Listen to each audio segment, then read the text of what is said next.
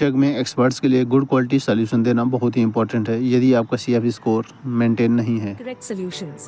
But before going into the details of incorrect, let's first understand what a correct solution is and why it is important. A correct solution is a solution which is conceptually sound, has necessary details, and addresses the actual question.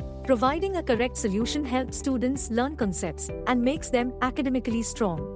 Here are some common mistakes that make solutions incorrect. Solution is irrelevant to the question. Use of erroneous concept or formula. Calculation and spelling errors. Solution is partially correct. Let's discuss these one by one. Solution is irrelevant to the question. In this example, the student has asked what is a full moon.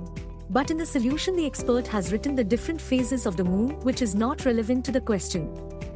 Here is how the expert should have solved. As you can see, the expert has clearly explained full moon.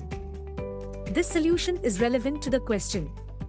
Now let's move on to the second one, use of erroneous concept or formula. Here the expert is required to solve the equation using BODMAS rule.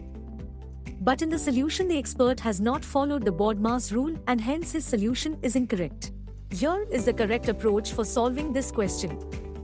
Here is another example. In this question, the expert must find the hypotenuse using Pythagoras theorem. But in the solution the expert has used incorrect formula of the Pythagoras theorem.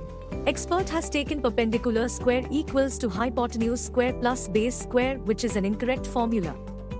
The correct formula is hypotenuse square equals to perpendicular square plus base square.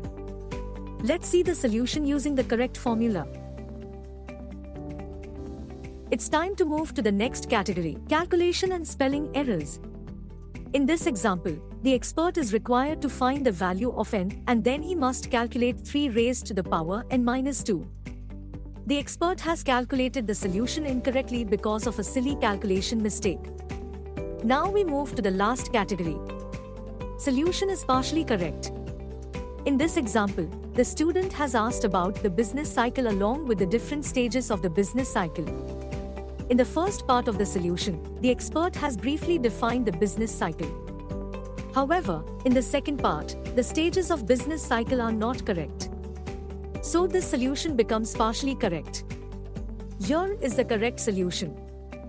One important thing to note here is that while writing a solution, you need to make sure that you are providing a completely correct solution. Therefore, attempt only those questions for which you are 100% sure. Scroll down to take the quiz.